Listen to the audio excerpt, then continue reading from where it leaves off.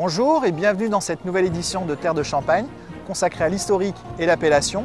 Nous sommes à Reims, devant la cathédrale, et allons rejoindre Patrick Desmouy, historien et spécialiste du Moyen-Âge. Suivez-moi.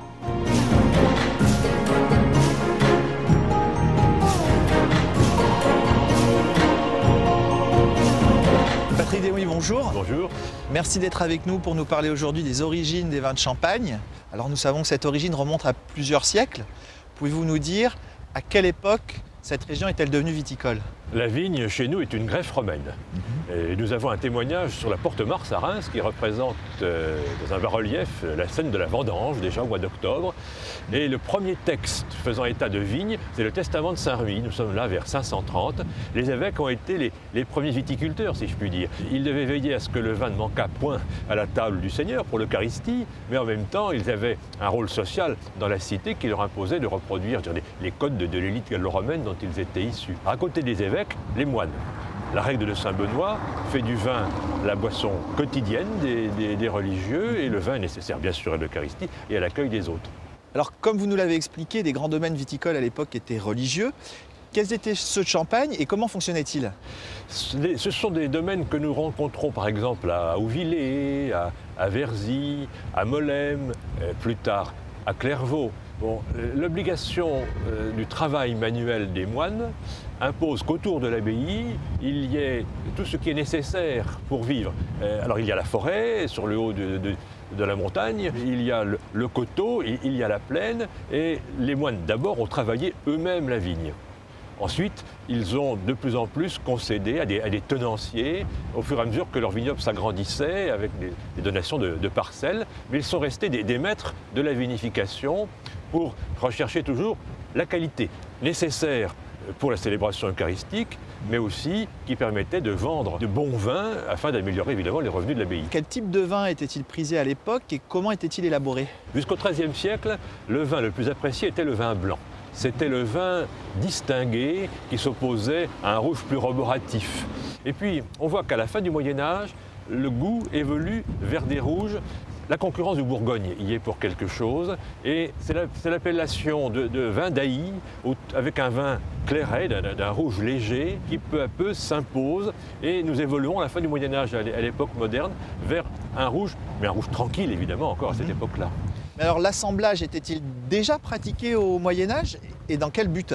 Alors les moines ont toujours constitué des assemblages qui étaient aléatoires si vous voulez, parce qu'une partie des vins qu'ils travaillaient venait de la dîme, c'est-à-dire de l'impôt en nature payé par les vignerons. Donc ils récoltaient à la sortie des clos des paniers qu'ils mélangeaient ensuite dans les pressoirs. La grande aventure du champagne, ça a été évidemment l'assemblage raisonné. Pendant longtemps, il se faisait de façon aléatoire, et surtout que les vignes étaient souvent complantées pour ne pas avoir trop de déboires lors de mauvaises récoltes. Il y avait plusieurs cépages dans la même vigne, donc ces vins étaient forcément des vins d'assemblage. Alors comment les vins de Champagne étaient-ils transportés et consommés à l'époque?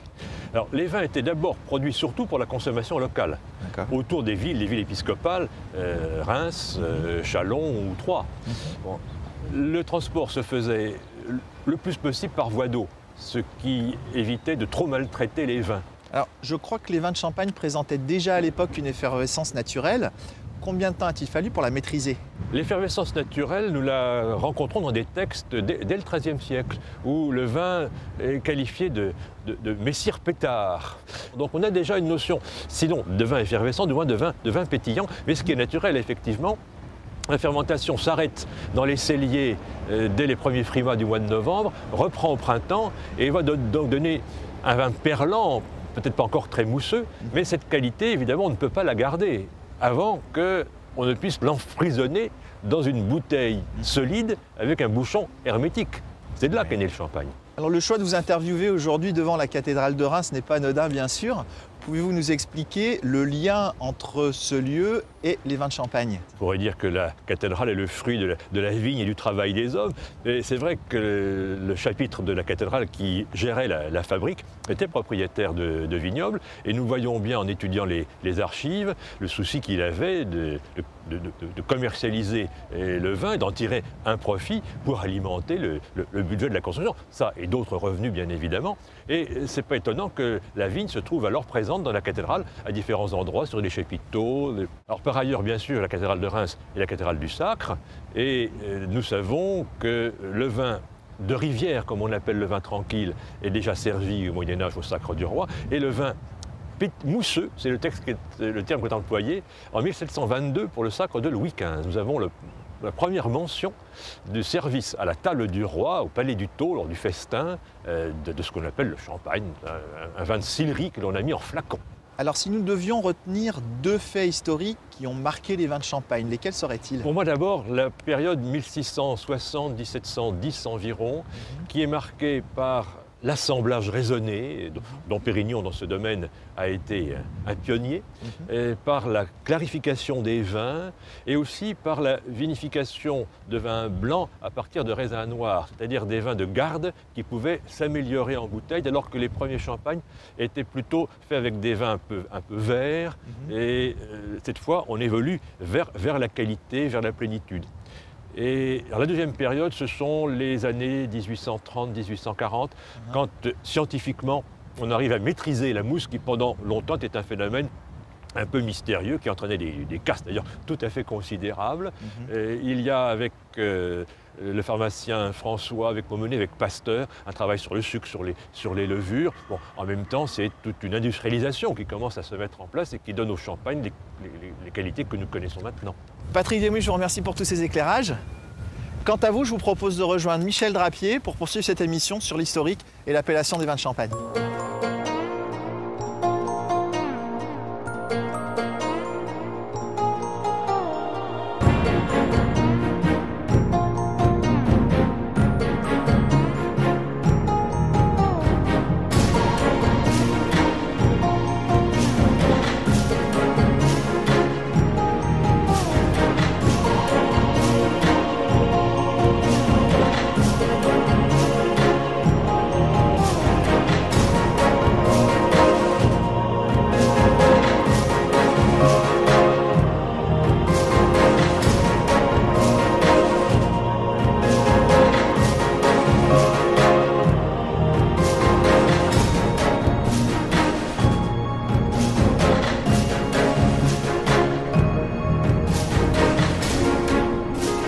Nous sommes aujourd'hui à Reims, dans le caveau d'une maison de champagne, en compagnie de Michel Drapier, propriétaire de vignoble et également commandeur de l'Ordre des Coteaux de Champagne.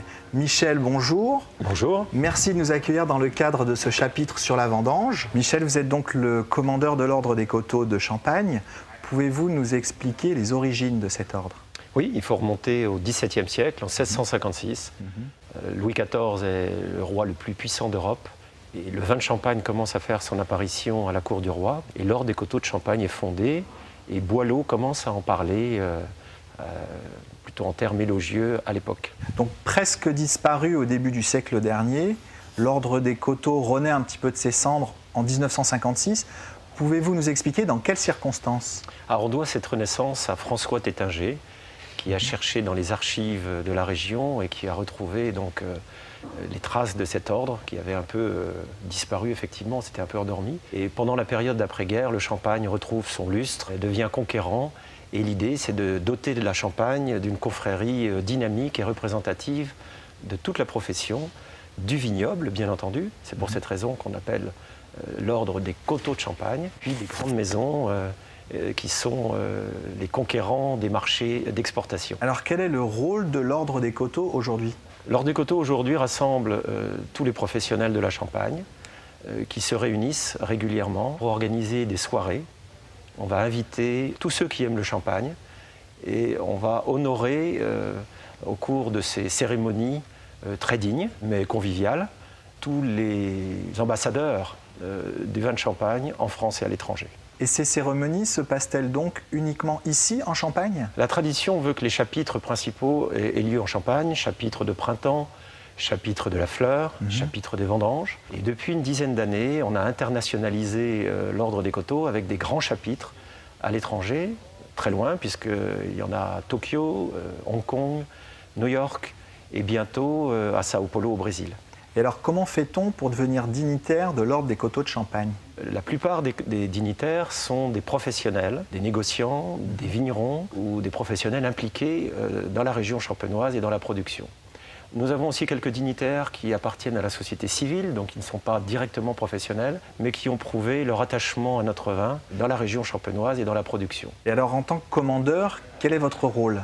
Le commandeur est un peu le chef d'équipe, très convivial. La hiérarchie est très modeste. D'ailleurs, le commandeur n'est commandeur que pour 2 ans. Ce système est institué pour permettre une rotation de l'autorité sur cet ordre et permettre à toutes les professions de la Champagne d'être représentées. Et alors, qui désigne les dignitaires?